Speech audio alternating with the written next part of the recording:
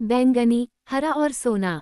पीली मुर्गी ऊंचे कदम रखती हुई बहुत महत्व के भाव के साथ भव्य महल के मखमली कालीनों पर धीरे धीरे चल रही थी तथा अपनी तीखी छोटी छोटी आंखों से अपने सामने आने वाली हर चीज का निरीक्षण कर रही थी। बेलिना को खुद को महत्वपूर्ण महसूस करने का अधिकार था, क्योंकि वह अकेली थी जो नोम राजा के रहस्य को साझा करती थी और जानती थी कि उन वस्तुओं को कैसे पहचाना जाए जो कभी जीवित नहीं थीं और जो रूपांतरण थीं। उसे पूरा यकीन था कि उसके अनुमान सही होंगे, लेकिन उन्हें बनाने से पहले वह इस भूमिगत महल की सारी भव्यता को देखने के लिए उत्सुक थी, जो शायद किसी भी परिलोक में सबसे शानदार और सुंदर जगहों में से एक था। कमरों से गुजरते हुए उसने बैंगनी आभूषणों की गिनती की, और हालांकि कुछ छोटे थे और अजीब जगहों पर छिपे हुए थे, बेलिना ने उन सभी पर नजर डाली और पाया कि पूरे 10 आभूषण विभिन्न कमरों में बिखरे हुए थे। हरे आभूषणों को उसने गिनने की जहमत नहीं उठाई, क्योंकि उसे लगा कि समय आने पर वह उन्हें ढूंढ लेगी। अंत में पूरे महल का निरीक्षण करने और उसके वैभव का आनंद लेने के बाद पीली मुर्गी एक कमरे में लौटी, जहां उसने एक बड़ा बैंगनी पावदान देखा था। उसने उस पर अपना पंजा रखा और कहा, ईव, और तुरंत पावदान गायब हो गया और एक सुंदर महिला, लंबी और पतली और बहुत सुंदर वस्त्र पहने हुए, उसके सामने खड़ी थी। एक क्षण के लिए महिला की आंखें आश्चर्य से गोल हो गईं, क्योंकि वह न तो अपने परिवर्तन को याद कर पा रही थी, न ही यह कल्पना कर पा रही थी कि किसने उसे जीवन प्रदान किया था। गुड मॉर्निंग, मैडम, बेलिना ने अपनी तीखी आवाज में कहा। आप अपनी उम्र के हिसाब से काफी अच्छी दिख रही हैं। कौन बोल रहा है? एफ की रानी ने गर्व से अपना सिर ऊपर खींचते हुए पूछा। क्यों, मेरा नाम बिल है, अधिकार से, मुर्गी ने उत्तर दिया, जो अब एक कुर्सी की पीठ पर बैठी थी। हालांकि डोरोथी ने उस पर स्कोलोप्स डाल दिए हैं और यह बेलिना है, लेकिन नाम से कोई फर्क नहीं पड़ता। मैंने तुम्हें नोम राजा से बचा लिया है और अब तुम गुलाम नहीं हो। तो फिर मैं इस कृपापूर्ण उपकार के लिए आपका धन्यवाद करती हूँ, रानी ने शालीनता से कहा। लेकिन मेरे बच्चों, मुझे बताओ, मैं तुमसे विनती करती हूँ, मेरे बच्चे कहाँ हैं? और उसने चिंतित विनती में अपने हाथ जोड़ लिए। चिंता मत करो, बेलिना ने कुर्सी की पीठ पर रेंग रहे एक छोटे से कीड़े को चोंच मारते हुए सलाह दी। अभी वे शरारत से दूर हैं और पूरी तरह सुरक्षित हैं, क्योंकि वे हिल भी नहीं सकते।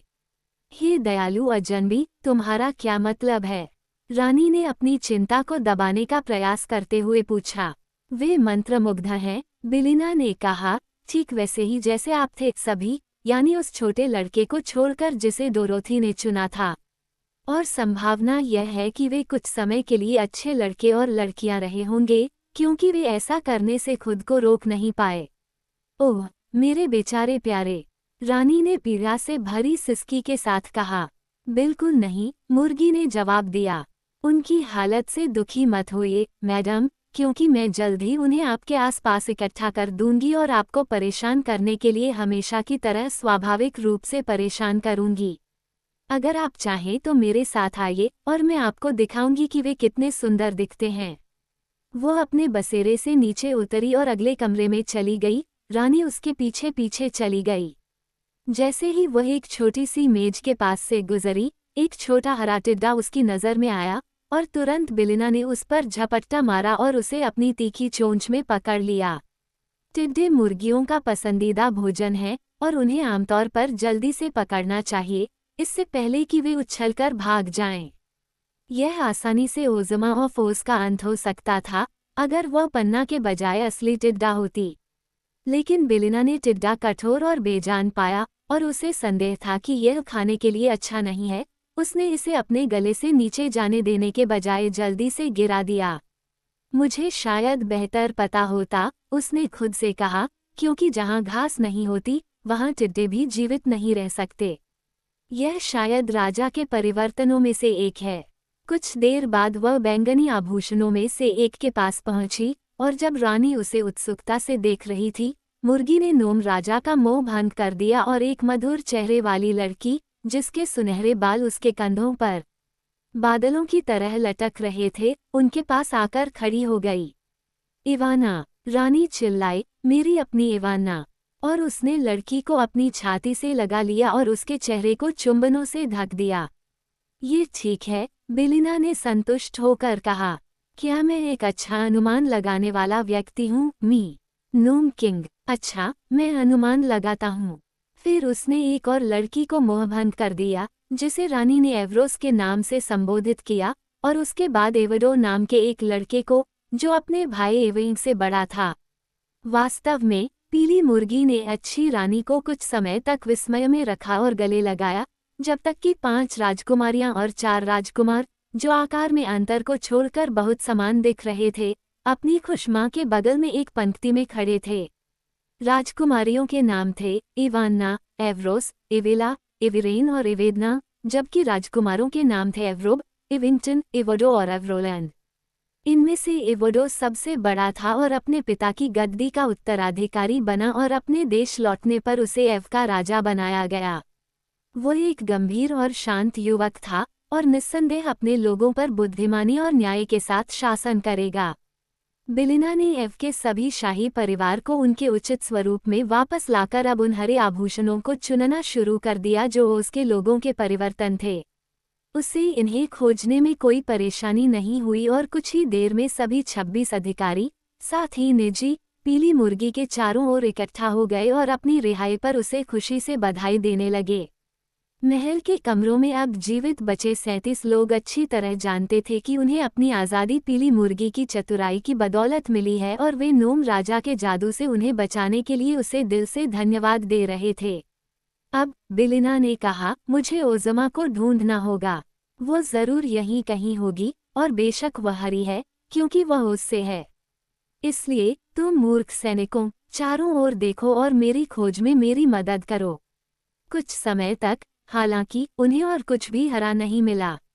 लेकिन रानी, जिसने अपने सभी 9 बच्चों को एक बार फिर चूमा था और अब जो कुछ हो रहा था उसमें दिलचस्पी लेने के लिए समय निकाल सकती थी, मुर्गी से बोली, हो सकता है, मेरे सज्जन मित्र, ये टिड्डा ही हो जिसे आप खोज रहे हैं। बेशक ये टिड्डा है, बेलिना ने कहा। मैं घोषणा करती हूँ, मैं इन बहादुर सैनिकों जितनी ही मूर्ख हूँ।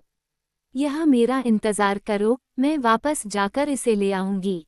इसलिए वह उस कमरे में चली गई जहां उसने टिड्डे को देखा था, और कुछ ही देर में उसकी ओज़मा, जो हमेशा की तरह सुंदर और सुंदर थी, अंदर आई और ईव की रानी के पास पहुंची और उसे एक उच्च कुल की राजकुमारी की तरह अभिवादन किया। लेकिन मेरे दोस्त बिजुका और टिन वुडमैन कहाँ हैं? लड़की शासक ने पूछा, जब ये शिष्टाचार आदान प्रदान किया गया था। मैं उन्हें खोज निकालूंगा, बेलिना ने जवाब दिया। बिजुका ठोस सोना है, और टिकटॉक भी, लेकिन मुझे ठीक से नहीं पता कि टिन वुडमैन क्या है, क्योंकि नोम किंग ने कहा था कि वह किसी मज़ेदार चीज़ में बदल गया है। ओज़मा ने उत्सुकता से मुर्गी की खोज में सहायता की, और जल्द ही बिजुका और मशीनमैन, जो चमकते हुए सोने के आभूषण थे, खोज लिए गए और उन्हें उनके सामान्य रूप में बहाल कर दिया गया। लेकिन उन्होंने जितना भी खोजा, उन्हें कहीं भी ऐसा कोई अजीब आभूषण नहीं मिला जो टिन वुडमैन का रूपांतरण हो। केवल एक ही काम किया जा सकता है, ओज़मा ने अंततः कहा, और वह है नोम राजा के पास लौटना और उनसे ये बताने के लिए कहना कि हमारे मित्र का क्या हुआ है। शायद वह ऐसा नहीं करेगा, बेलिना ने सुझाव दिया। उसे अवश्य ही ऐसा करना चाहिए, ओज़मा ने दृढ़तापूर्वक उत्तर दिया। राजा ने हमारे साथ ईमानदारी से व्यवहार नहीं किया है, क्योंकि निष्पक्षता और अच्छे स्वभाव के मुखौटे के नीचे उसने हम सभी को फंसा लिया है, और हम हमेशा के लिए मंत्रमुग्ध हो जाते यदि हमारे बुद्धिमान और चतुर मित्र पीली मुर्गी ने हमें बचाने का कोई रास्ता नहीं निकाला होता। राजा एक खलनायक है, बिजुका ने घोषणा की। उसकी हंसी दूसरे आदमी की भौहों से भी बदतर है, सिपाही ने कांपते हुए कहा। टिकटॉक ने टिप्पणी की, मुझे लगा कि वह ईमानदार है, लेकिन मैं गलत था। मेरे विचार आमतौर पर सही होते हैं, लेकिन अगर वे कभी कभी गलत हो जाते हैं या ठीक से काम नहीं करते हैं तो ये स्मिथ और टिन्क की गलती है। स्मिथ और टिन्क ने तुम्हारा बहुत अच्छा काम किया है, ओज़मा ने विनम्रता से कहा। मुझे नहीं लगता कि अगर तुम पूरी तरह से परफेक्ट नहीं हो तो उन्हें दोष देना चाहिए। धन्यवाद, टिकटॉक ने जवाब दिया। तो फिर, बेलिना ने अपनी तेज आवाज में कहा, चलो हम सब नोम राजा के पास वापस चलें और देखें कि वह अपने बारे में क्या कहता है। इसलिए वे प्रवेश द्वार की ओर चल पड़े। ओज़मा सबसे पहले गई, उसके पीछे रानी और उसके छोटे राजकुमारों और राजकुमारियों की टोली थी। फिर टिकटॉक आया और बिजुका बिलिना के साथ उसके पुआल से भरे कंधे पर बैठा था। 27 अधिकारी और निजी सैनिक पीछे आ गए। जैसे ही वे हॉल में पहुंचे, दरवाजे उनके सामने खुल गए, लेकिन फिर वे सब रुक गए और आश्चर्य और निराशा के चेहरे के साथ गुंबददार गुफा में घूरने लगे, क्योंकि कमरा नोम राजा के कवचधारी योद्धाओं से भरा हुआ था, जो पंक्तिबद्ध होकर खड़े थे। उनके माथे पर बिजली की रोशनी चमक रही थी, उनकी युद्ध कुल्हाड़ियां इस तरह तैयार थीं मानो वे अपने दुश्मनों पर वार करने के लिए तैयार हों। फिर भी वे मूर्तियों की तरह स्थिर खड़े थे, आदेश के शब्द की प्रतीक्षा कर रहे थे। और इस भयानक सेना के बीच में छोटा राजा अपने चट्टानी सिंहासन पर बैठा था। लेकिन वह न तो मुस्कुराया और न ही हंसा। इसके बजाय उसका चेहरा क्रोध से विकृत था और देखने में बहुत भयानक था।